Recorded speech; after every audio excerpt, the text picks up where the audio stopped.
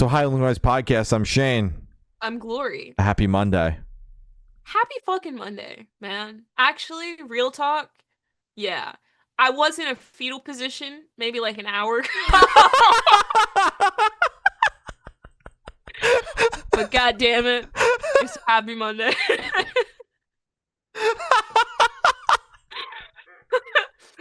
You know what, man? I respect it. Happy Monday. I feel like being in a fetal position is the ultimate Monday feeling. Yeah, right. But I can't lie. This week, I'm excited for. This week's good. I'm feeling the vibes, the positive vibes this week. This weekend was very productive, but very relaxing at the same time. I did a lot. I was very busy. I wasn't home, but I enjoyed my weekend. So I'm settling back in here, doing the podcast, chatting it up with my friend Glory here on a Monday night. That is what I look forward to. Is every Monday sitting here on Zoom every Monday, and then the nights we cancel, I'm like, I don't know what to do with myself. It's weird because then the night goes so slow. Because with this, I look up and it's like 8:30, 9 o'clock, and I'm like, great, I could just go to bed. But like when we don't have it, yeah. And for me, it's like, we'll go live between 7 and 7:30, even though we're supposed to go live right at 7. And then I edit immediately after we're done with this because it's fresh in my mind. Mm-hmm. I mean, by 10:30, like it's like no time has passed, and I look up and I'm like, holy shit, I'm done for the night. But it's 10:30 now. Yeah. Oh, well. So it's bedtime. Yeah.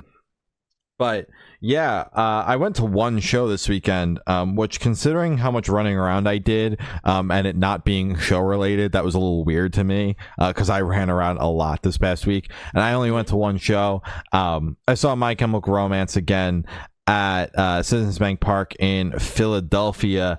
I did also see them and that was on Saturday. I did see them that was Friday. New Jersey was the Saturday before that, the 9th. Friday, August 15th is when I saw My Chemical Romance in Philadelphia. Alice Cooper opened, which was interesting. I was sending Glory pictures and she thought I was at an Alice Cooper headlining show. I forgot that he had My Chem, and he was just like, I hope Alice Cooper plays like the piss song. I texted you that like, as soon as I stopped driving. That thought popped in my head while I was driving, and as soon as I parked my car, you were the first person I texted that thought, because you were the only person that would get that thought.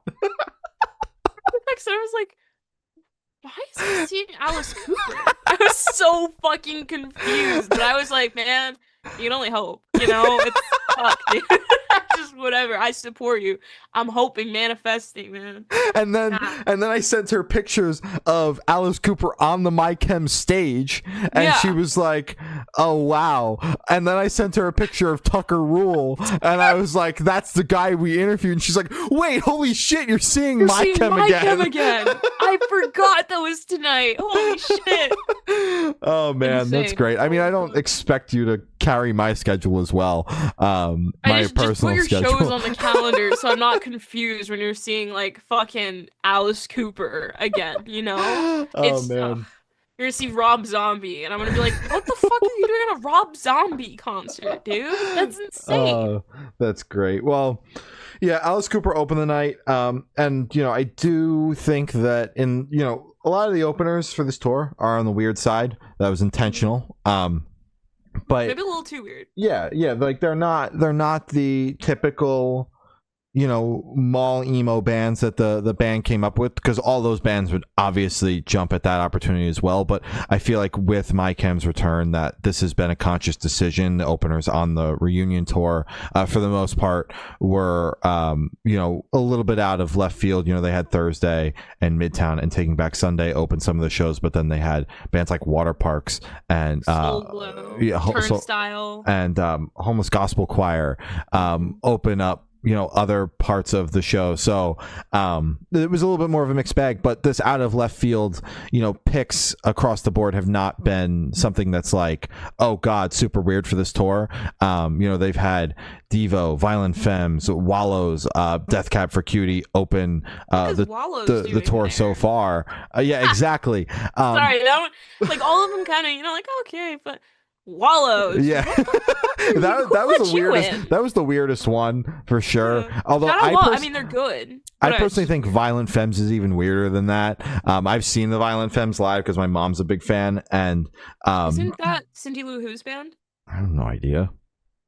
And the fan crossover there is probably less than zero.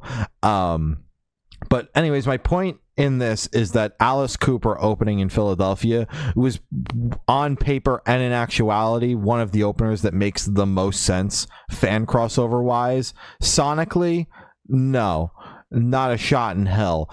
Alice Cooper is just a straight up rock band that's been doing it almost 40 years. But 40 goddamn years. 40 amazing years. And Mike Hem is, Mike Hem, but I feel like fan crossover wise, there's actually some overlap there. There was a lot of people around me that were super into what was going on on stage in front of them, which I thought was dope. I can't really say the same for Death Cab for Cutie, who's opened in New Jersey. They're definitely a little bit more left from center than Alice Cooper. I thought Alice Cooper was cool live. He kind of brought he's heading on a headline tour. This was like the first date, and then embarking on a headline tour from there. And I thought stage show wise it was cool. It was super cool to see Nita Strauss in the flesh rip the guitar. She's an absolute animal at the guitar, and it was super dope to finally see her in person, because I like to follow her like on socials and things like that and keep up with her, even though I don't follow Alice Cooper or really even her solo stuff. I just think her as a performer is super dope, so it was cool to see her. And I thought that his stage show was really cool because, like I said, he kind of brought the headlining set with him, albeit a condensed version. So there were some theatrics, there was some stage performance outside of just them sitting there singing the songs. There were definitely some parts that were aged in the sense of like they think it's super dope because of the time they came up in, but it's not. Just like epic guitar solos where hair's flying and there's they're spinning around. Like there was one point where they panned to one of the guitarists and he was spinning but like hopping on his leg and spinning, and he thought it was the dopest shit, and I'm like, no it's not. No, it's not. Still. I honestly just rather you go like this and rock, whatever you're doing, you're doing, hopping. No. Yeah, it's like Black Veil Brides and how like every 5 minutes you look over and they're doing the back-to-back guitar. Oh, they did plenty of that. Or they all met in the middle and rocked out like this together, and I'm like, oh my god. Guitar I'm like, this is so fucking. There were certain parts where I'm like, this is like, this was cool 20 years ago, 30 years ago. And they still think it's cool now because there's the teeny bit out of touch, just a teeny bit. One thing I thought was weird, Alice Cooper did not acknowledge the fact that he was opening for My Chemical Romance at any point in the night. When they do that. Sorry. And listen, I understand Alice Cooper's at a point in his career where he's not doing a lot of opening shows because the opening shows would have to be at a bigger magnitude than the 20,000 cap rooms that he's headlining on his own or co-headlining with another artist. But I did think that was weird because he would not be playing in that baseball stadium if it were not for My Chemical Romance. You don't have to sit there and talk about how this opportunity wouldn't be possible without them and yada yada. But just a simple thank you would have been dope, because Mike Hem, shouted out how dope it was they had Alice Cooper opening for them, because that's pretty fucking cool. Alice Cooper is Alice Cooper. Sonically, I'm not a fan. Just I couldn't wait. Every song sounds the same. I'm just not a fan of him musically, but I am glad that I got to check it off the bucket list because he is a massive figure in the rock scene, and the stage show does prove that, but sonically it just doesn't do it for me. That's fair. My Chem absolutely fucking ripped. I actually thought that this set, and it pains me to say it because Jersey was the hometown, the big show, the pinnacle, all that bullshit. But I did think that Philadelphia was a bit of a tighter set. I think they got some of the, there were parts of the set theatrically that happened in Philly that didn't happen in New Jersey. And it did feel like the band got thrown a little off their game, like when they got the key to Belleville and things like that. They probably had to cut things. And they got a little thrown off their game. Like they kind of just there's an execution during the set, because why wouldn't there be? And they just kind of flew through it in New Jersey because Gerard was like, oh fuck, we have to kill people, because they just gotten the key to Belleville. It also happened before Welcome to Black Parade, whereas in Philly it happened after. I don't know if that was a mistake or what, but yeah, I did think it was tighter. All the theatrics happened, at least as far as I'm concerned. There was things that happened on stage there that didn't happen in New Jersey. And I just, maybe because it was my second time seeing the set and I was able to kind of enjoy it a little bit more because I kind of knew it was going to happen and all that. I just thought the show overall, the production nonetheless is very impressive. What's going on there, the fact that this band is playing stadiums, is all very impressive, and the show is incredible. And if it's going near you, there's a handful of dates left. The resale a couple days before, maybe not right now, but like a day or two out, I would recommend. Day of, when it drops to below face value, I would recommend going. I wouldn't recommend going and spending $500 or $600 to be there per ticket, but the show is incredible. The other reason why I say it was phenomenal is because I personally thought that the B stage songs were even stronger this time around, and I'll read them off to you because I pulled the set list up. Head First for Halos, Bury Me in Black, I'm Not Okay, Destroya, Heaven Help Us, Give 'Em Hell Kid, The Foundations of Decay, Na Na Na, Na Na Na Na Na Na Na, Helena, and closing off with The Kids from Yesterday. Wait, okay. Did you say Give 'Em Hell Kid? I said Give 'Em Hell Kid. And that run is Head First for Halos, Bury Me in Black, I'm Not Okay, Destroya, Heaven Help Us, Give 'Em Hell Kid. That's what I'm talking about. Life-changing. I'm sure it was. Yeah. They opened with Head First for Halos. I love that song. It's off Bullets. Then you got like 3 Bullets songs in the 2 shows you went to, right? Yeah, because they played a bunch of Bullets. In New Jersey, they played Skylines and Turnstiles, which is very fitting. But yeah, when Head First for Halos into Bury Me in Black, I was like, holy shit. The only song I didn't get that I wanted was the unreleased song that they played at a couple of the dates. But I wouldn't have known that song if it was coming at me head on. They would have had to announce it, otherwise I totally would have missed. Coming on you, head first, head on. Headstrong. Headstrong, yeah. I'll take you on. Headstrong, I'll take you on anyone. Plus you blocked, right? That's crazy. He blocked me, yeah. And I don't think I've heard any of the B-sides off the Black Parade Live, so checking off Heaven Help Us was pretty cool. But yeah, have they played Kill All Your Friends? I have no idea. That's like one of my favorite My Chem songs. I don't know. That just hit me. I don't know why I asked you. Like you're like the encyclopedia. Like you have like every set list in front of you. But I just that song. I felt rock. like you knew. I felt like you knew. That song does rock. Yeah. But yeah, the B stage was really strong. And I just kind of enjoyed the show just a tiny bit more, which again, like I said, pains me to say, being from New Jersey, getting to see the band in their home state play the biggest stage that you can possibly play here. I just thought they brought it just a tiny bit harder in Philadelphia. I also thought that the closing, the B stage set list was great. Although in New Jersey, you can't compete with like 3 Bullet songs. And it's not a fashion statement. It's a fucking death wish. Like you can't compete with that lineup either. It's a 6 of one, half of the other kind of equation. But like I said, this tour is absolutely phenomenal. Getting to experience it twice was quite the treat. Seeing this band play the biggest stages of their career, not putting any music out, just going and touring one of the biggest records in the scene, and playing to 40,000 people once a week, because there's 1 or 2 shows a week. They're just doing weekends, is very, very impressive. And quite the achievement for My Chemical Romance. They're selling out dates. So cute how they're only doing like weekends. They're so old. They're selling out. They're selling out overseas as well, international. So yeah, this is it's just insane to see, and I'm very, very, very stoked, and need new music. That's basically where I'm at. The parasocial fan in me is like, I'm so proud of them. Yeah. They're doing so good. These men, their band broke up before I found them. They don't know me. My pride is going nowhere, but It's there. You know, hell Yeah. yeah. Shout out Mike M. Shout out Mike Hem. Coming up for me, I got Architects on Thursday. It doesn't count as a concert, but The Warning put together a live movie, and I'm seeing it on Friday night, which I'm stoked for. As if I didn't just literally see them a month ago. I was gonna say that was like 2 weeks ago. And Saturday night, I got Chevelle, Asking Alexandria, and Dead Poet Society, which I'm very stoked for. And you've got a show this weekend?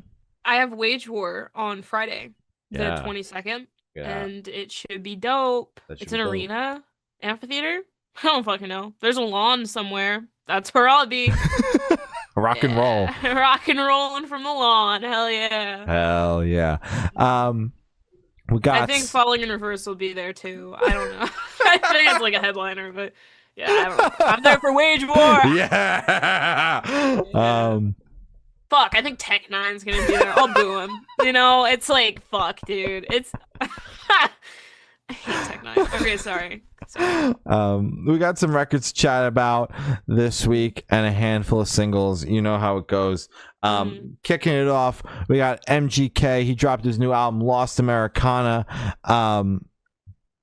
This is the record we were chatting about last week, where we said I'll take the blame. I physically couldn't listen to it in time for the podcast.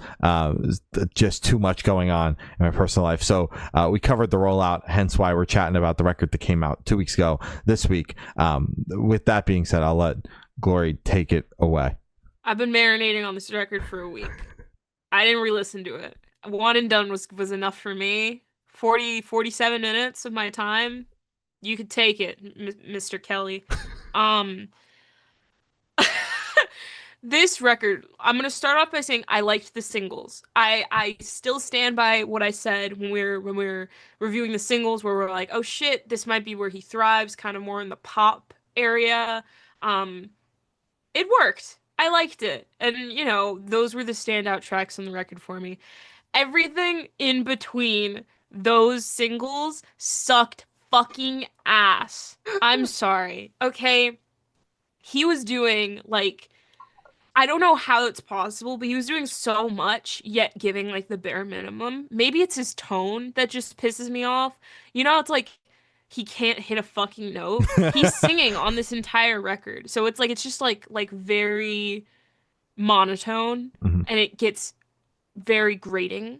And as I said, it's like almost an hour long. How long is it? 45 minutes, 22 seconds of insert MGK singing. I liked Cliche a lot. And that was a single. It's the second one on the record. So it's like, he started it off, and I was like, you know what? Because I like the opener too, Outlaw Overture. I was like, fuck, man. This might be a good record. I'm ashamed to say it. Maybe this might make... This is 2 songs in, by the way. If I'm saying this shit 2 songs in, there's a good chance it's gonna go fucking belly up in the next 4 songs, right? So, I'm 2 songs in, I'm like, fuck, this might be on, like, my album of the year list, because this is already good. Don't Wait, Run Fast, goddamn, Vampire Diaries. Just, like, there's just a run from Cliche down that just... It's just gut hit after gut hit, and not in an emotional way, in, like, a wow... I need to leave. I'm being hurt right now, but instead of like me physically being hurt, it's like my ears. Because it fucking sucked. I don't know how else to say it. I hated it. Okay? And it's not in a I'm fighting against it because it's Machine Gun Kelly, and, you know, I want to be fucking, you know, real scene and, you know, protect music, and he's not even fucking alternative anymore. You know, this is a pop record, so it's like he's not even trying to fucking appropriate the scene and you know, do that shit. This is just him doing pop now. So I don't have to front for that. I don't think I ever fronted for that because he sucked ass at that too. Maybe he should try fashion. You know? Maybe he just needs to try other avenues of creation. I'm sorry. Okay. Vampire Diaries sucked. The last like 3 tracks, it was Can't Stay Here, Treading Water, and Orpheus, I think were absolutely horrible. I remember I commented on one specifically. Orpheus was awful. Treading Water was the one that I couldn't. I obviously finished it, but I did not want to. He starts rapping out of nowhere. I don't know why he decided to do that. He wasn't good at it before. And then, he tried to kind of mix it in with his little alternative moment. He sucked at that too. Does he think that if he packages like if you like put like whipped cream and sprinkles on like a spoonful of shit, it's still gonna be a spoonful of shit. There's no way you could package your fucking ass rapping, okay? Stop it. Just give it up, So Treading Water was my absolute least favorite track. It's like he's trying to be serious, and it's like you could tell he's trying to show on this record, especially because he changed his name to MGK now. He's not Machine Gun Kelly because remember he stepped away from rapping. This is his more professional name, which is such fucking bullshit. It's all theatrics. It's all Oh, don't get me into that. Okay, so anyways, I didn't like it. Clearly. I thought the record can you tell? No, I have no idea. I thought the record was, as I said, it's so basic, but it's also like he is trying to still make his own space in something that has been done so many times. And unlike like alternative music where it's very welcoming and it's like you could still have your own like zing with it, like Bloody Valentine, I fucked with that track. I still have it in my playlist because I think it's a fun song. There's nothing on here except for Cliche. He did that one right. That really makes him stand out. And even in Cliche, I couldn't tell you what it sounds like. I just remember I really liked that track the like 4 times I listened to it. Sorry. I'll just say the record didn't go anywhere. The tracks that really stood out that were most memorable to me were only memorable because I felt so strongly about them in a negative way. Mm-hmm. Again, fuck Orpheus and fuck Treading Water. Awful way to end the record. It's funny, the first 2 tracks are my favorite and the last 2 tracks are my least favorite. Everything else in between can, I don't know, get removed off the internet. I hated it. That's it. How did you feel about it?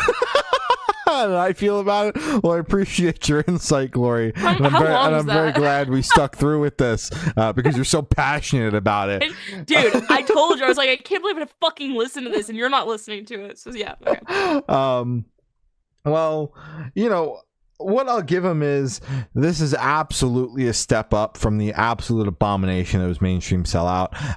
That record makes me shudder just the way it made you shudder. That record makes me shudder. I don't think there's a single redeeming quality on that album, and is truly a nosedive from what I thought was truly not a great record but a decent album with Tickets to My Downfall. I do somewhat enjoy that record. And the deluxe tracks on that album kind of added to my enjoyment of that album. But his second attempt at, the alternative space in Mainstream Sellout was not great.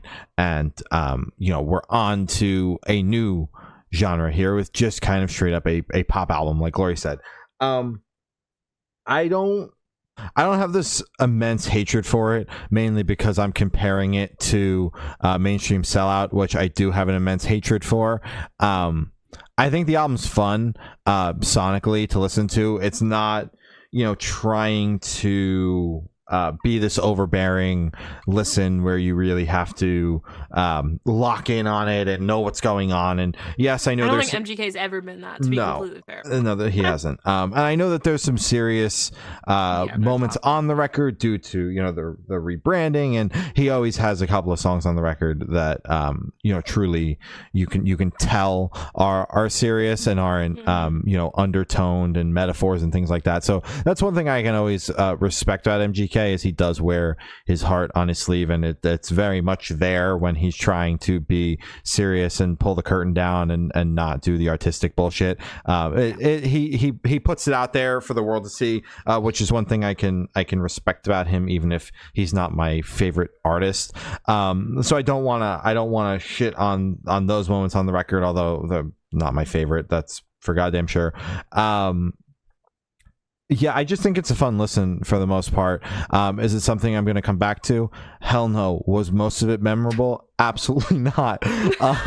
But it's like, I think what he was going for is just like which is why I keep saying cliches like should have been the soundtrack to the summer. Like that's kind of what this record I think is going for, is just kind of being a soundtrack, an upbeat at least sounding. Like I said, there are some moments on this record that are absolutely not that lyrically, but for the most part, just an upbeat sounding record that could be the soundtrack to your summer. Granted, came out in August, so it's a bit late for that. But that's kind of the vibe I got from it. So I didn't come away with it like with this immense hatred, because I really wasn't going into it like really looking to really analyze it, because if I sat down and really analyzed MGK's music, I'm coming up with nothing of note. Yeah, I mean, again, it's all out there. Yeah, just being honest, he's not really a fan for the most part. Like I said, Tickets to My Downfall is that rare occurrence where I do think he cooked with that, and Glory can keep making faces and disagree. I really did like that record. But yeah, this one just fun.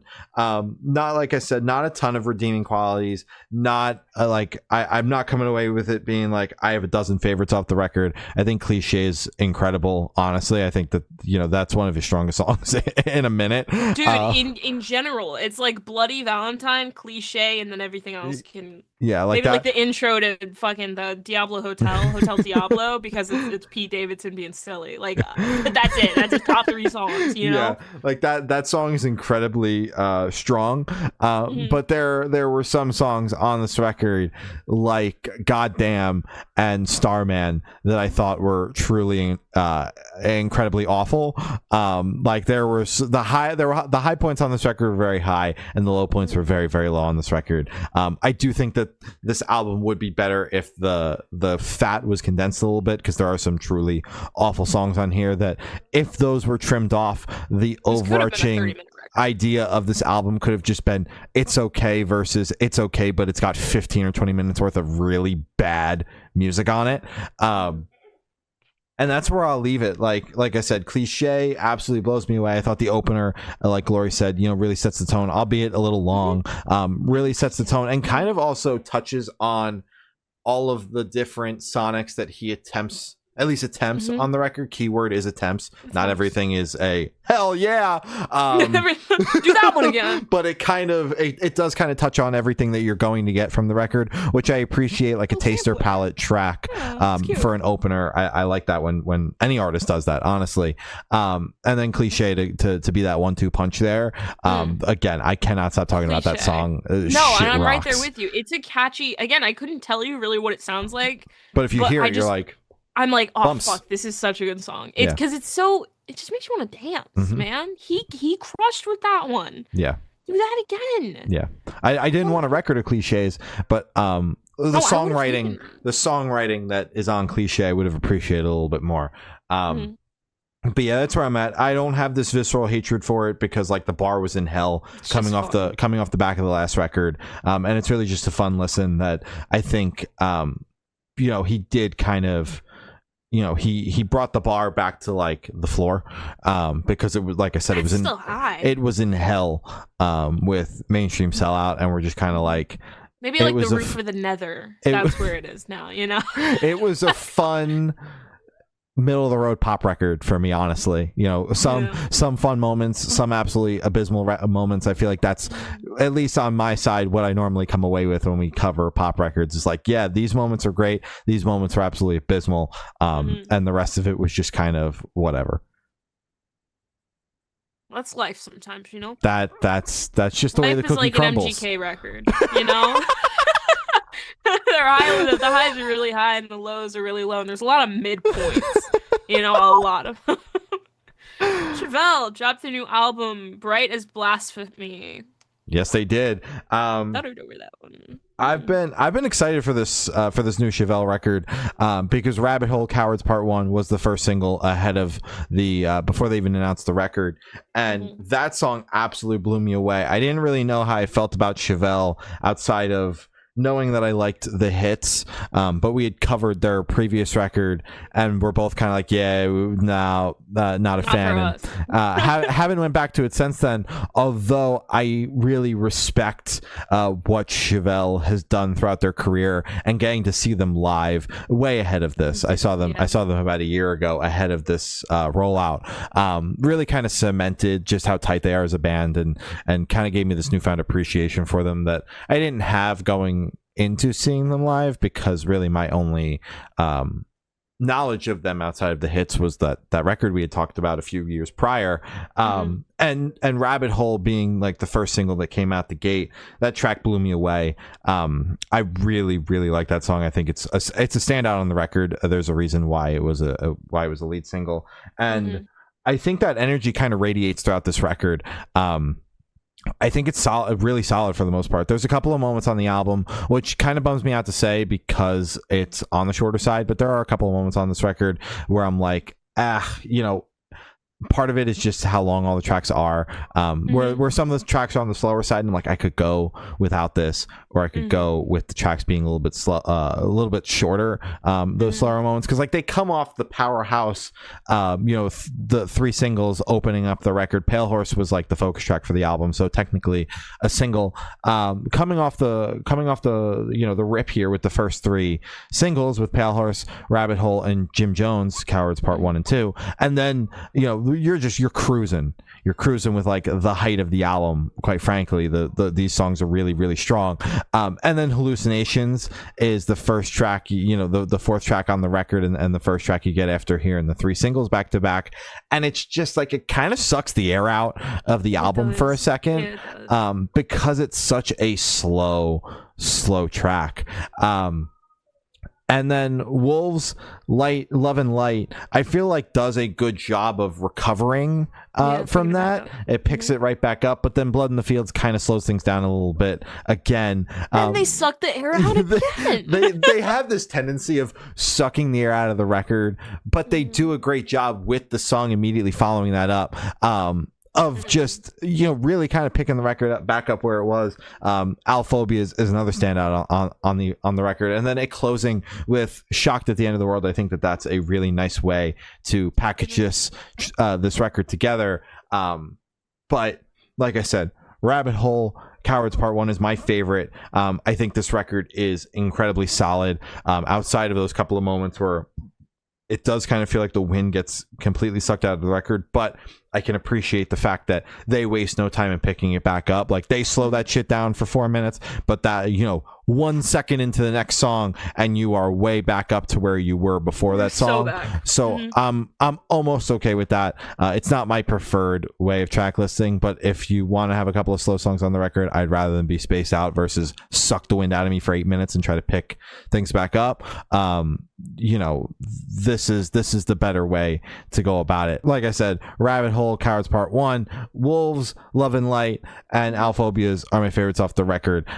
Jim Jones, Cowards 2 is one that's grown on me. I know I just said when that was a single that was not my favorite track. I was kind of like, what the fuck happened after Rabbit Hole, but hearing the two songs back to back sells it for me. Still not as strong as Cowards Part 1, but I have learned to appreciate that song. So I'm very much impressed by this album.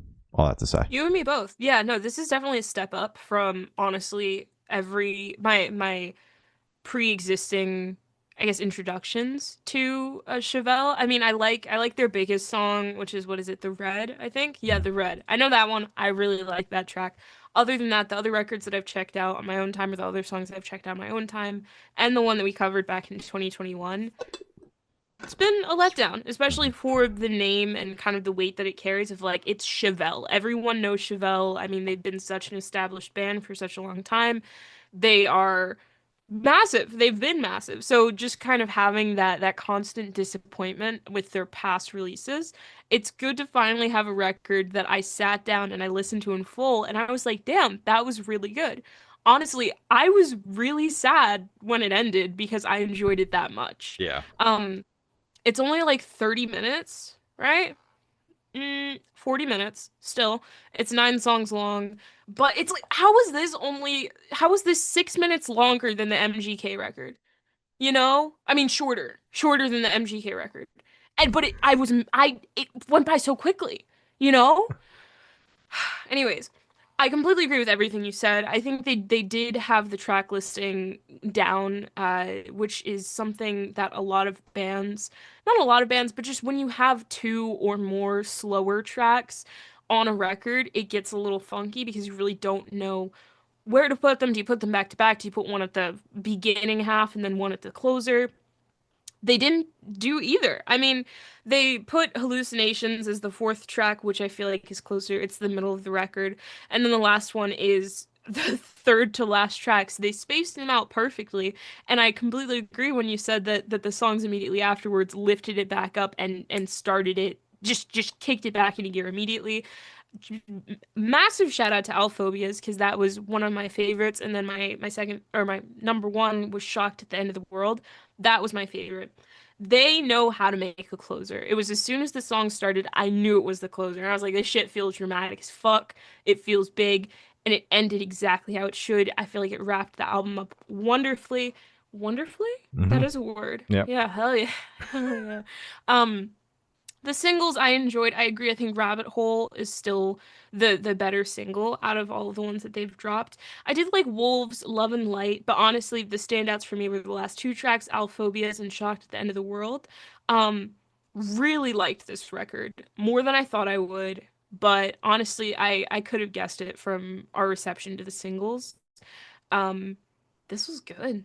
This was really good. Yeah. They're going to be on tour. They're on tour currently supporting this record with support from Asking Alexandria and Dead Poet Society. So peep the dates. They do put on one hell of a show, and that's a phenomenal bill. I am very excited for Saturday, getting to see them in Asbury Park. But like I said, peep the dates, see if the tour's coming near you. They're very solid live. Rise Against dropped the new album Ricochet. I'm just gonna get this out of the way. Yeah. Okay. Yeah, this record seriously disappointed me. I did not have high hopes going into this album because we have not been fans of any of the singles. Honestly, there were a couple of singles going into this record with Nod and Prize Fighter especially. I remember covering those, although I believe we've covered all of the singles, so we covered I Want It All as well. But Nod and Prize Fighter, I remember us being like, yeah, no, these songs are not it. I wanted to like Nod so bad, but there's just something really off-putting about that song that I don't like. Prize Fighter closes off the record here, Nod opens it. And it's just a tough way to start and end an album. Honestly, tough listen. I'm still not a fan of those songs, and I wanted to like this album. I really did. But my gripe is that it is just a flat line. There is absolutely zero progression sonically within this record at all. Every single song sounds the exact same. And yeah, sure, there's this upbeat tempo to it the entire time, and that's because Rise Against is a punk band. That's what the songs are supposed to sound like. But these songs are not doing anything. They all feel like they go on way too fucking long, even though they only, for the majority of the record, like clock in at about 3.5 minutes. Every single song clocks in at about the same amount. And it felt like this album was never going to end, quite frankly. I was so fucking happy when it got to the end. Like I said, I really wanted to like this record because Rise Against is a band I really respect. I go out of my way to see them when they're in town, despite not being a huge fan, because I think that their stage performance is incredible. They're such a tight live band. They're such a tight band, honestly. The playing on this record is incredible. The band sounds great, but the songs just suck. And that's my problem. And every single song sounds the same. And it's not even like there are redeeming qualities with like the singles were shining, and then I don't know what the fuck happened with the rest of the album. I don't know what happened. We were getting into. I don't know what happened when they decided to sit down and start writing this record. That's where I'm at. I don't mean to be so harsh, but I really did not like this album. It severely disappointed me. I did not have high hopes going in, but I had just overall high hopes because of the legacy of Rise Against and how I respect them as a band. So for this to be the product that we get after not having an album in a few years, and honestly, Nowhere Generation didn't really blow me away either, but I feel like this is even a step below that, because at least there were a couple of redeeming songs on that record. There's not much on this album, if really anything, other than a lot of songs on here that I could sit here and tell you I don't like, and then a lot of songs that I couldn't tell you what the fuck they sounded like because they sounded like the other 10 songs. Another 10 songs on the album. There were way too many songs on this record. This thing was way too long. Felt like it was never going to end. I keep saying the same fucking thing. I just did not like this album. And yeah, that's that. This album was 4 minutes shorter than the Machine Gun Kelly record. Oh, and it That's felt my longer. It felt that's what longer. it did. That's why I was like, it's crazy because the Machine Gun Kelly record felt shorter than this, and I was like looking at every track like, is this the last one? Is this the last one? So this one did feel longer. I completely agree with you. I think sonically it's stunted. It doesn't go anywhere. I feel like this is like the classic punk sound. I am more of a pop punk girl. I don't know. That's just the genre that I guess now I could say grew up with. It's been Mhm. like 8 years, so sure, yeah. Woo. So hearing this, I could hear where the pop punk and punk of now is getting their sound from, is getting their inspiration from. So kudos. Mhm. That's fucking awesome. It's like a living legend. It's like one of the forefathers of the genre. Well, I can't say that without getting fucking stoned because, punk started in like I'm not gonna put a year on it. You got the Sex Pistols. That's one of the forefathers. Fuck, I don't know. See, I'm probably digging myself in a deep hole. You know what I mean? Um, Started a long time ago. started so long ago, but it's like in my head they are one of the forefathers of the genre. They're one of Of the the what the modern sound is. exactly what the modern sound is. So kudos, awesome. Um, Present day though. Present Yeesh. day doesn't work for me. So Rise Against, they have always been, same with Rage Against the Machine, have always been one of the more political bands, which is awesome. That's punk. That's alternative. It should be alternative in a nutshell. Other bands have other ideas, but that's fine. But that is what the genre punk specifically was built off of. Being radical and political and blunt and calling out just bad shit and raging against the machine, that type of shit. So it's Mhm. like I get it. Listening to the lyrics, obviously the entire record is commentary on what's happening in the world. It's every song is political. Every song is talking about just shit that's going wrong and their take on it. Them saying, they're not going to be, so and so soldier anymore.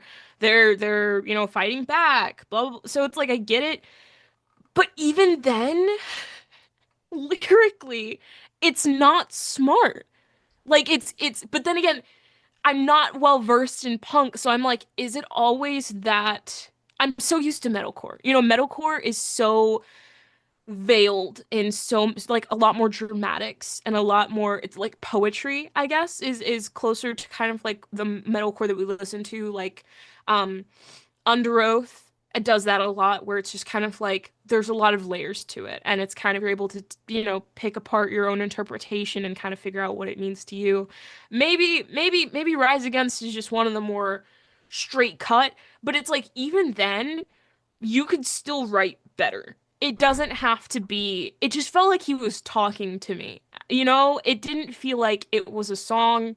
It just didn't feel like there was much thought put into the actual like rhyming scheme of it or just structure of it. It just felt like poor writing and it Mhm. just felt lazy. And also, what I figured out I don't like, why I don't like it and why we think it sounds so strange is because there's like no vocal layering. There's no harmonizing. Obviously, because again, it's fucking punk. So it's like punk is supposed to be like grimy and raw and like it sounds like you got fucking recorded in a garage, you I just know? don't like it because the songs suck. The It songs has nothing to suck. do with vocal layering. If the songwriting was good, I would Hmm. sit here and say, yeah, maybe it's not for my ears, but the songwriting is good and I can Yeah. respect that. There is not a single redeeming quality on this record, production wise, songwriting wise, instrumental wise, other than the fact that the band sounds tight. Mixing, mastering, packaging of the vinyl, it all sucks. Every No, but aspect of this album the mixing sucks. doesn't even sound good No, to me. because fucking Tim is buried in the fucking mix. Yes. And there was one part where he was like harmonizing with himself Mhm. and I went and then it stopped. It was like maybe like 10 seconds of the song and I got so excited but it was only like one. For me, I feel like you need like four layers to make it sound full. And it's just so just bare bones and that's what I don't like about it. I like a lot of flourishes in my music. Maybe that this isn't the genre to look in it for. So it's I'm trying to give them the excuse of maybe I because I'm so accustomed to metalcore and whatever pop I listen to and just kind of like that those types of genres where it feels a lot fuller because there are a lot more layers to it. Not even not even just lyrically, but like mixing wise. Maybe that's why I didn't like it. No, it's because the You record know? sucks. It just sucked. It was Yeah, bad, and I I didn't like appreciate listening. you wanting to look at the bigger picture. But we've covered plenty of punk on here to know whether or not we I like like it, punk. and this Yeah, just sucks. I do like punk. This was just wasn't good. They're going to be touring second half of their co-headlining tour with Papa Roach. Kicks Oh, off here in about a month. Papa It's got Roach. support from Under Oath. Like I said during my portion of the review, Rise Against is a phenomenal live band, so don't let this record push you aside. Believe me, they're not going to play many songs off of it. They played one song off of Nowhere Generation when I saw them tour that album multiple times. I think the last time I saw them, they didn't play any songs off that record, which honestly, kudos to them. That album wasn't very good either. But they are a phenomenal live band. Papa Roach is fucking incredible, and Under Oath is a fantastic live band as well. So that's a great bill. Not a great album to be touring off the back of, but I digress. You know who toured with Papa Roach? Don Broco. That's all I gotta say. The Somerset dropped their new album, Meet Me at the Record Store. I'm gonna start this off. Go ahead. I don't have many in-depth things to say about this record. I mean, maybe I'll start talking and like a bunch of shit will just come out. We'll see. Um, I liked this record a lot more than I thought I would. I was making notes while listening to it. Granted, I was fighting for my life. This was partially the reason why I was in a fetal position like an hour and a half ago. This cake was like draining the absolute life out of me. I finished it. I was decorating a cake and it was like fucking killing me. It made me think like, why is this my job? You know? It's like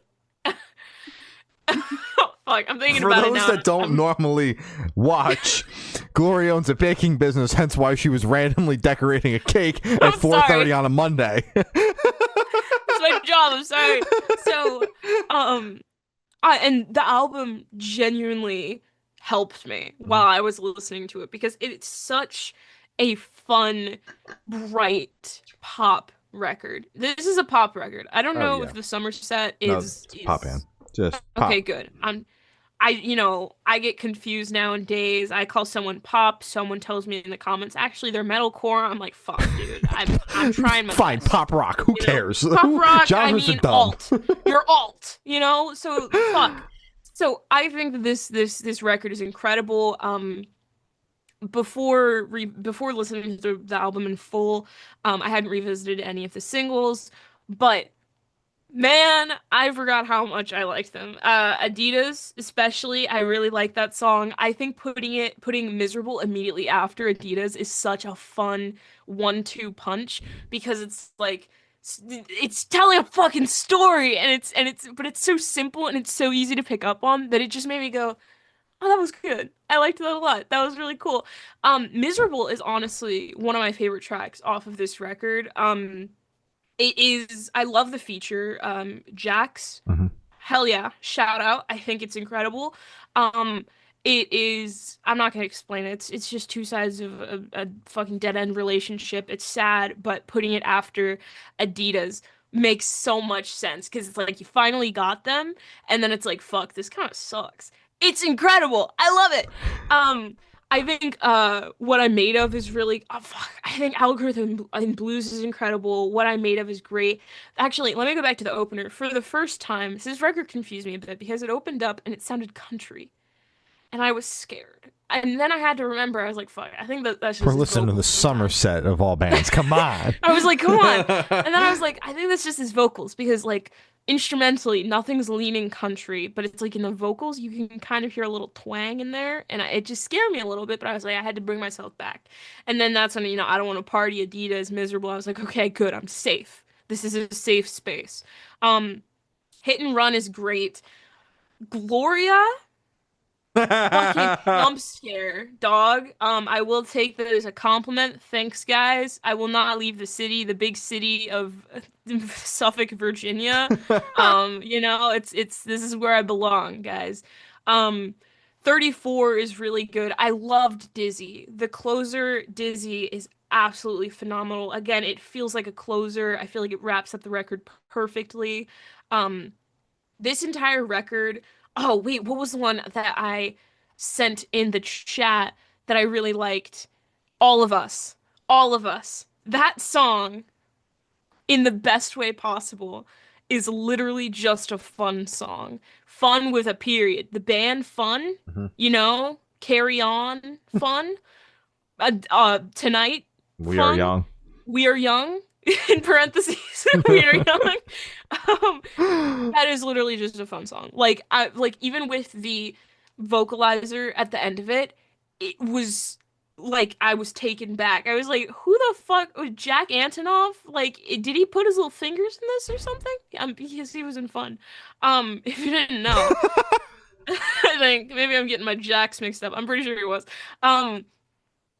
It got me excited because it felt very nostalgic and it didn't feel like they were trying to make like a cheap copy of it. It felt like it just happened Mhm. and it was beautiful and it was natural and it fit in the record as well because there are bits and pieces of this record that are extremely nostalgic of that early 2000s pop, and it makes me so happy because it just feels real and it feels like this was just taken out of that era, instead of someone was trying to make it like that was our inspiration. No, it just felt like they just popped out of a fucking time machine from the early 2000s and they made this. Mhm. This is all they know. I loved it. I really liked this record. It brought a smile on my face after the constant disappointment on this playlist today. I had to listen to MGK 2 weeks ago, granted, a week ago, but the pain was still there. That wound was still healing, and this put a nice little kiss and band-aid on it for me. And I love them for it. That's Good good to record. that's good to Yeah. hear.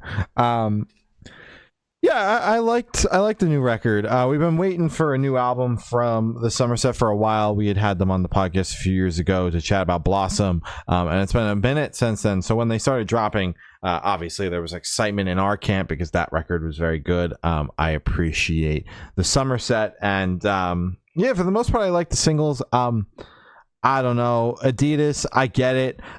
Something about like the very on the nose lyrics makes me want to skip the song most of the time. Yeah. It's just fun. I It's don't know. fun I pop, feel like you know? the vocals are a little too high in the mix. Like I'm such a hypocrite. Korn did the exact same thing. Yeah. But Jonathan Davis's vocals are buried just a little bit more in the mix. So you don't always hear that he's saying that he's dreaming about having sex. But Brian Logandale's is right there on the top of everything, Can't belting miss it. Can't miss it. But that's just a fun little thing. I think the song is incredibly catchy.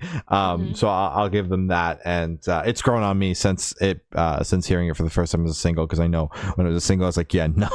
But I don't mind it so much now. I do like Miserable, with Jax. I think that she's incredible as an artist as well, so putting these two artists together is really, really, really dope. Algorithm and Blues, in parentheses, Over and Over.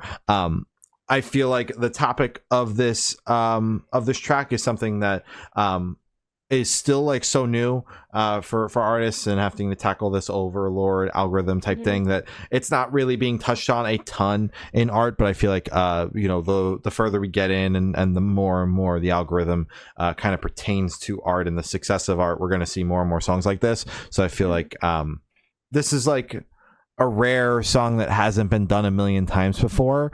When you're picking one of like the quote unquote cliche topics. So I really like that song because it is a little out of left field with a topic that hasn't been covered a ton, especially in a more pop realm, where they would typically shy away from a topic like this. So I really do like that song. It's one of my favorites off the record. I do like the way it opens with For the First Time and I Don't Want to Party, and then the second half of the album is very strong as well. basically it's just nothing but hits on the album. There's no like overarching really slow moments that slow the record down and bore the shit out of me. It's just a fun listen that just kind of cruises through and is overall, you know, maintains an upbeat kind of thing. I really do like Brian's vocal delivery on this. I think that it's incredibly strong, and it sells a lot of the songs for me, just the way he delivers the songs vocally. I do like him as a vocalist a lot, so a special shout out to him and his vocals on the record. But the band sounded incredible, and it's just a classic Somerset album, honestly.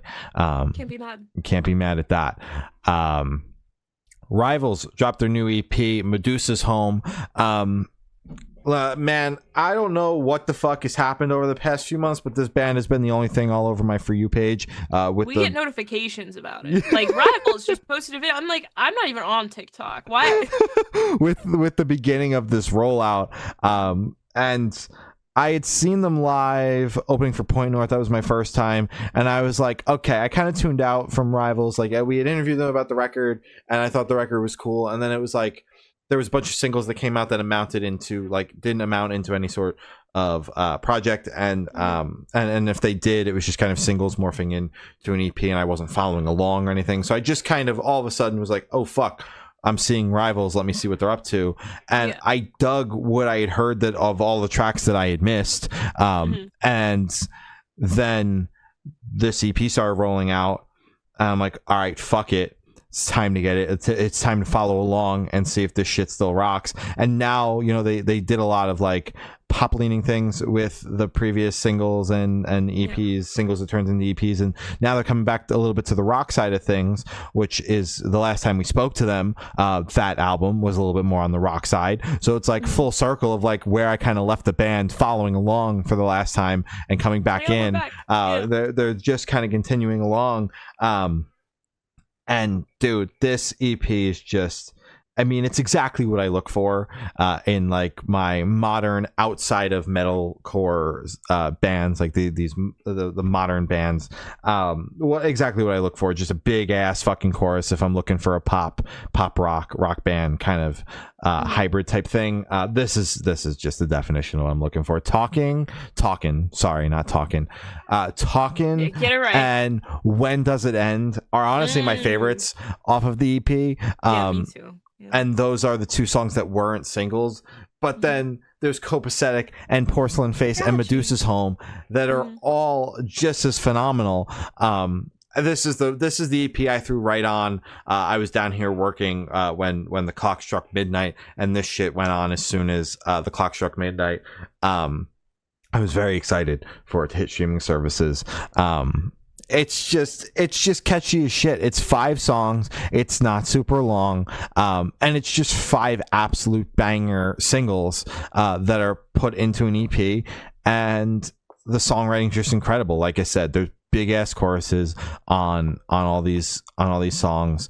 And it's just catchy ass moments. Kaylee and her vocal delivery, I just love the like swagger behind it. She's such a powerful vocalist and such a captivating front woman as well. Just absolutely like oozes that confidence on stage, and I love that shit. And it's just incredible. Yeah, I really dig this EP. I'm a big fan. I like this a lot, if you can't tell. I'm right there with you, to be completely honest. The 2 tracks that you highlighted, Talkin' and When Does It End, are the heavier tracks on the record. So when I was listening to those, I was like, those are his favorite.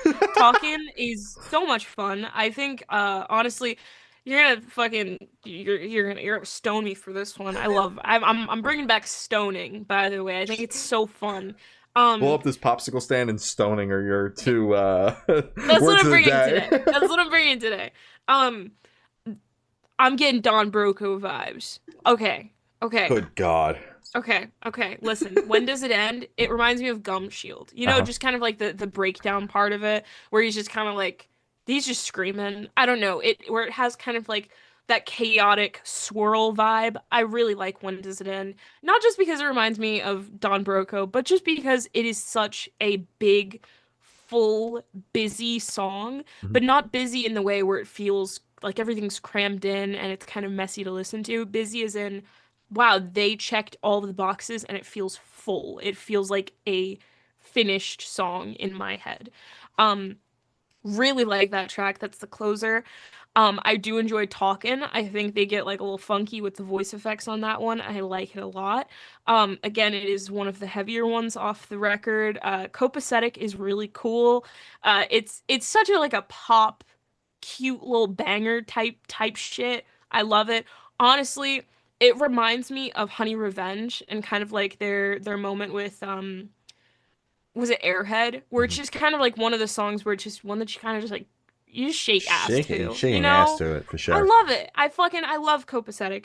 I do like Porcelain Face and Medusa's Home, but honestly, Talkin', Copacetic, and When to Zen were my takeaways from the EP. Great EP. Thoroughly enjoyed it. Well done. Yeah. Hell yeah. Hell yeah. Mm-hmm. Hell yeah. I Prevail dropped their new single, Annihilate Me. Gonna be real? Better than the last one?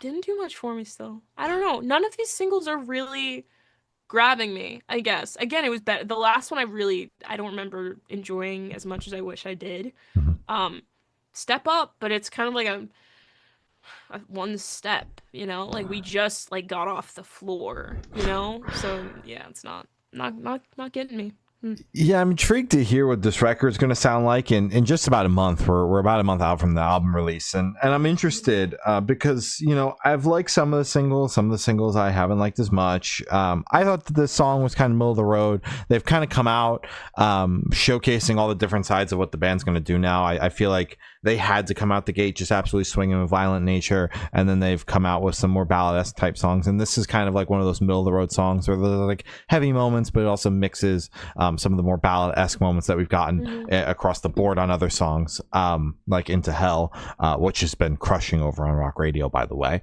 But yeah, I just think that this song is all right. Mm-hmm. And I'm still kind of remaining cautiously optimistic for the record, because we don't quite know what's in store there. I know Eric vocally can be absolutely bonkers, and this band can be absolutely bonkers. So I'm curious. I'm just curious, and I'll leave it at that. I'm not like uber stoked for the record, but I'm still like, I mean, it's in my head that it comes out September 19th. It's I Prevail. I will absolutely be tuning in for the new album, but I'm not like, holy fuck, new I Prevail, because these singles aren't getting me there. No. Which bums me out, but I'm hoping that maybe the record in its entirety sells it for me. Where you need to sit down and kind of just be encapsulated by it instead of just the one-offs. I get it. Yeah. I think I'm pretty sure that's how it's going to end up because it's still I Prevail. Mm-hmm. It should be fine. Yeah. Lorna Shore dropped a new single, Prison of Flesh. New record comes out next month. This is just a like 7.5 minute, a 7 minute on the dot, absolute ass beater of just holy fuck. I don't even know what he's saying, but it's 7 minutes. It's like, honestly, I think Lorna Shore is really cool. This was just really long for me, and it's like I looked up like 3 times in the song to see like, oh, this is still the same. I thought we just had a lot of deathcore on the playlist today. I was like, oh, we're still here. Yeah, we are still here on Lorna Shore. Vocals are crazy. It's incredibly impressive that can come out of a human. Deathcore is just new record, just not for me. New record next month, bro. I'm so stoked. We're gonna cover it. We are so covering it. And that's gonna be my review. It's gonna be man. The Acacia Strain dropped their new single, Holy Moonlight. Talk about a 1-2 punch. This song is fucking just off the wall insanity, which is exactly what I want from the Acacia Strain. I want to feel like mildly unsafe when I'm listening to them. Like if I walked into a show, I might just get spin kicked, even if I'm at the back of the venue. And that's even if you're home. Yes, they're gonna find you. Honestly, yeah. And that's what this song gives me. Mm-hmm. Deathcore, man. Crazy that could come out of a human. I think this one was a lot more fun to listen to, respectfully, than the Lorna Shore track. I feel like instrumentally, it's a lot. There are a lot more flourishes. It's also I guess only 2 minutes long. It just did a lot. It did a lot more. It did a lot more. So that's fair. But it's just there are a lot more flourishes. So it keeps my brain busy instead of going, wow, vocals. crazy because that's typically Acacia's strain focus is to pummel the shit out of you in the least amount of time possible, whereas Lorna Shore and that style of deathcore is mainly focused on the absolute insanity of the vocals and just like how brooding the song can be as like a sonic wall. Yeah, because it's like when Will is doing those absolutely just like how the fuck does this come out of a human is also when the band is doing like how the hell is a human playing what is going on sonically as well. So it's like two different styles, hence why, you know, a song from Lorna Shore is 7 minutes long and you get the same feeling from it that you get from a 2-minute Acacia Strain song, because Acacia Strain is doing a different style, whereas Lorna Shore's entire style is that build up into like that wall of sound crescendo that you get at some point in the song. It's very to the Hellfire coded, but that's fine. You know, it is what it is. I like it.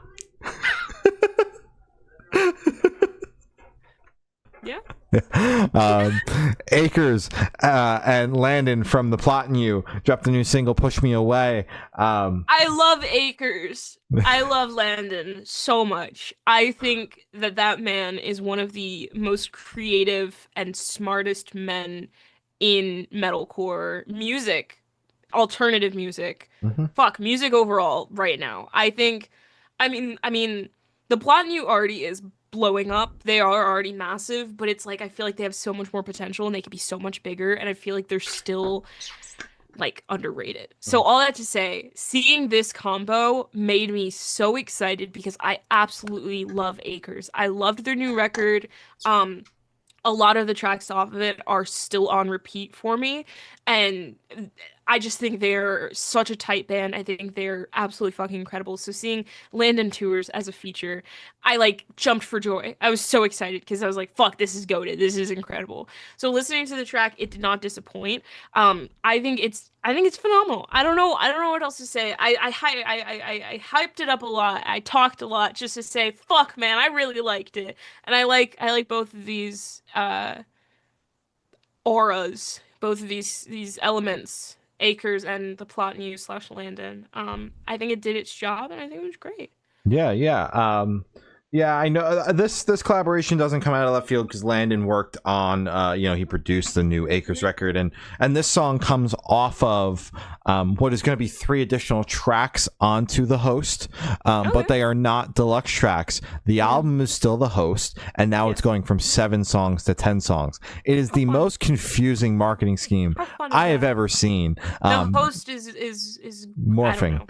I don't understand what's going on. When I saw it announced, and someone, like, when we put the interview out, had like told me that this was going to happen.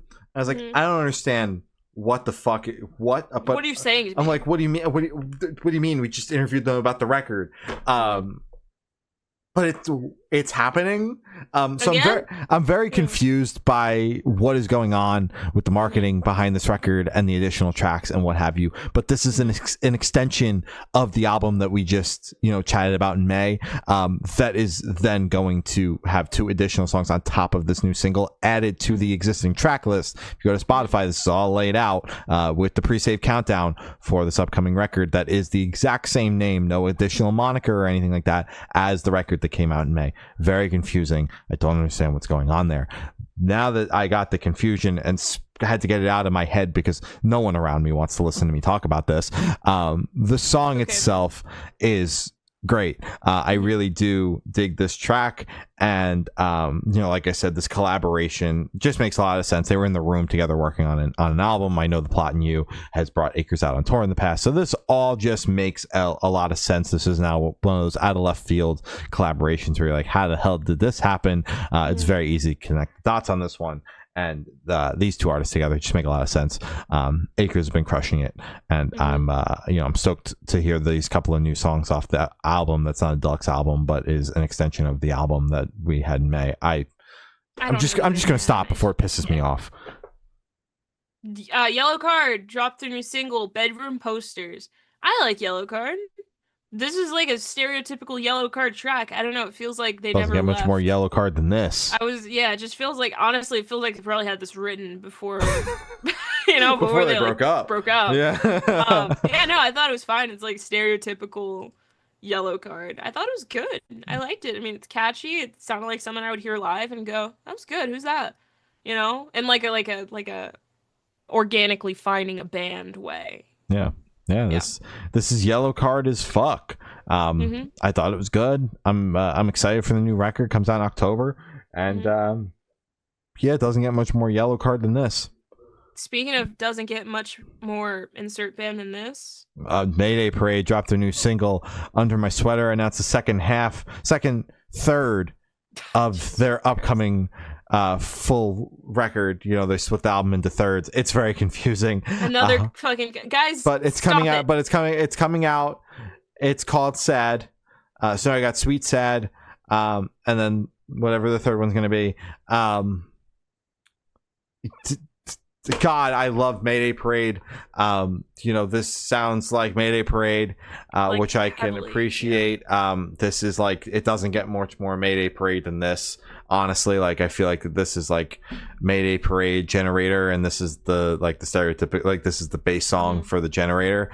Yeah, it's like Which, AI make me a Mayday Parade song. yeah, This is like because it's them. They have such a distinct sound so that it's like reliable. fuck, It's man. so reliable. It's wild. It's good. It's like it's incredible. I love it. But I don't even hate it because it's like I know exactly what I'm going to get when I turn this on. Yeah, it's exactly what you need. Yeah. Military Gun dropped their new single "Bad Idea," but each letter has a space in between it, so it's like BADIDA. Yeah, they got their new record coming out in October. This is the first single off of it, and it rips. Honestly, I think Military Gun is a really cool band. You know, they've been doing cool stuff. You know, been popping the hell off, and this track blows me away. I'm honestly very excited for this upcoming record. Yeah, I like this. I mean, it's very fun. It's very high energy. It's a cute little song. Yeah. Emphasis on little. It's not even like 2 minutes. Yeah, right? it's I quick. think I liked it. Good Song. Drain dropped their new single "Who's Having Fun." We're picking up this album cycle in the midst of the album cycle, you know, in the middle of it. The record comes out I believe in October, but the reason for putting it on the playlist is because I saw Military Gun and Drain. So album comes out in November. I saw Military Gun and Drain together open for Knocked Loose. So these two bands, for no reason at all, go together in my head. Hence why I was like, oh shit, Military Gun, new album rollout, first single. Drain put out a single the same Friday. Might as well just put them on the playlist. We were probably going to wind up covering the Drain record anyway, so why not cover some of the singles? Right. I thought this song was okay. I expect a lot more craziness from Drain, and this song just didn't quite cut it for me. It felt a little underwhelming. That's fair. I liked it. I do enjoy most Drain songs that I listen to. This is fucking good, man. I don't know. It feels like a classic like new age pop punk pop punk song, and I liked it a lot. Great song. I don't know. It's upbeat. It's like it's an ass shaker. I enjoyed it thoroughly. I really didn't have any notes. Dance Gavin Dance and George Clinton dropped a new single, Space Cow Initiation Ritual. This is definitely a sonic shift from their last couple singles that they've been releasing for their upcoming album. I really liked this a lot. I don't know. I fucking love Dance Gavin Dance. I think any era, any song, it always brings something new and different. And if there's a song that sounds exactly like another song in their discography, they're doing something wrong. There is a moment in the song. I'm only bringing this up because I've listened to this one specific song that I'm about to reference probably like 500 times. Oh, Don Broco. Synergy. Yep. Synergy off of Jackpot Juicer, something like that, with the little colorful little men on the front. There's like a thing that John does. I believe it's in the chorus where he does like I'm not gonna do it, but it's just how he screams. It's like a very up down, up down, up down. It's like that's the pattern of his scream. He does the same shit on this song, and it made me go, Don Broco reference? What the fuck? Are we for real right now? Tickled my brain. I like it. there have been like other songs that they've dropped, not all of them. I think only one other track where it had like a hint of another um Dance Gavin Dance song that I've heard, and it just makes me happy because it's kind of like they're taking like tiny elements but remixing it. It's like how Tyler the Creator on Dogtooth has like two bars on that song. Two, well, it's still lyrics. I don't think that they're not bars technically. Two lyrics off the song that he breaks off and uses in two other tracks Mhm. moving forward in Chromacopia, and then he uses another one in Don't Break the Glass. So it's like it's stuff that you're able to reference and go, "Oh, I've heard kind of like that element before, but this is just in a completely different context." I love that shit a lot. I really enjoyed this song. This is possibly one of my favorite Dance Gavin Dance tracks that they've dropped. Great, great. Hell yeah. Yeah, I thought that this song was fucking dope as shit. It's funky as hell. It's a total out of left field as with everything that we've heard thus far off the upcoming album. But everything, there's not two Dance Gavin Dance songs that sound quite the same. There's always some slight variation going on here and there, which I can appreciate. And yeah, I think that this song is really solid. I've liked all the singles thus far, and this is shaping up to be a really solid album. And I'm excited. September 12th for this upcoming record. Grandson dropped his new single God is an Animal. Album comes out here in a couple of weeks. Tour kicks off in October, November, somewhere in that time frame. Yeah, October is when the tour kicks off. I think that this song's okay. The singles thus far have just kind of been largely in part okay. And yeah, that's where I'm at. Very much just okay. I wasn't the biggest fan of this track. You haven't liked a single song from this rollout. I haven't, which sucks because I do like Grandson. I Uh-huh. liked his last record. So this one, I do think that this track is definitely one of the better singles that he's released. I think the instrumental is fun. I think it's very nostalgic of kind of like classic rock, almost like dad rock type shit, Mhm. like AC/DC, like that genre. And I think that's really cool and I like it a lot. I'm just not the biggest fan of his delivery so far. I think it gets old for me. And I don't know why, but I'm staying optimistic. I'm still looking forward to the release because I know there will still be something on the record for me because I do like Grandson as an artist. But that's it. Yeah. Fleshwater dropped their new single, Last Escape. Hell yeah. This song's fucking dope as shit. I've been digging the couple of singles we've heard off this upcoming Fleshwater album so far, and I am quickly getting the hype for this band. I thought it was good. I hate the name. Makes me uncomfortable. But I liked the track. Yeah. Yeah, hell yeah. Yeah, hell yeah. Senses dropped their new single, Tiptoeing. Good old classic Senses banger. Track absolutely fucking rips. It comes off their upcoming EP. And yeah, man, just another showcase from them of just being able to write an absolutely insane chorus and the song be catchy as shit. I was gonna say this is like the definition of like an ass shaker. I love this track a lot. I do enjoy Senses. Great song, great band. Right. Hail the Sun dropped their new single War Crimes. Fuck, this was really good. This is like one of the best Hail the Sun songs that's come out. It popped up a lot just on my feed and in stories for whatever reason. So I think this one's catching on. I think that the people love this one. That's my report. I like it a lot as well. I'm a sheeple, I guess, with this track.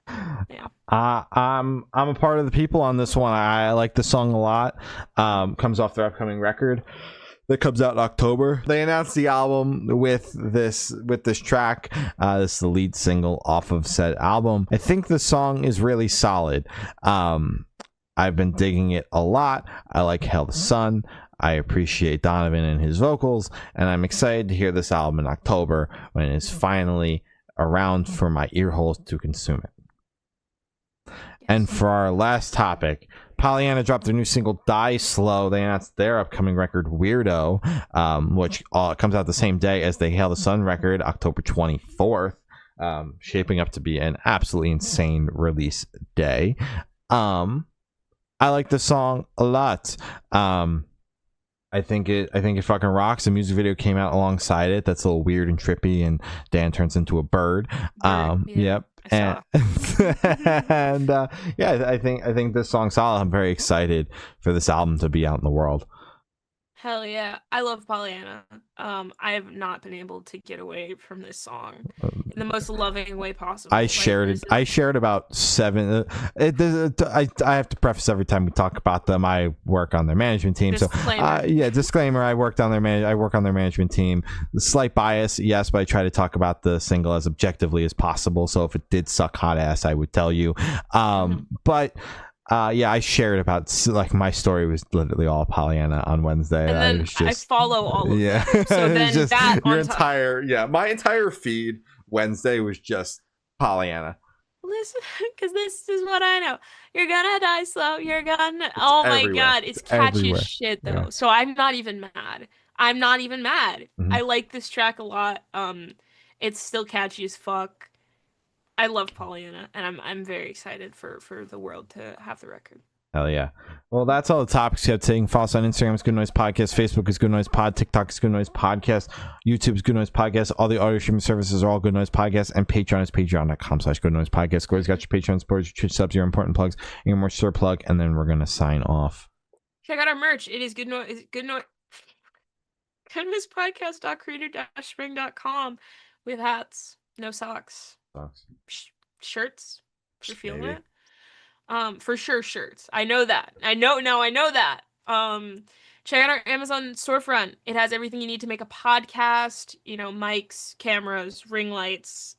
Fuck, I could have said mics, cameras, action. That would have been good, but I didn't and I missed it. Fuck. Yikes. Patreon supporters, thank you to Matt from Pulse's, Pop Punk Apologist, Infamous Debub, Tyson from Heal the Hurt, and Eric. And thank you to our Twitch sub, Matt, again, from Pulses. Thank you, everyone. Thank you, everybody. Much appreciated, as always.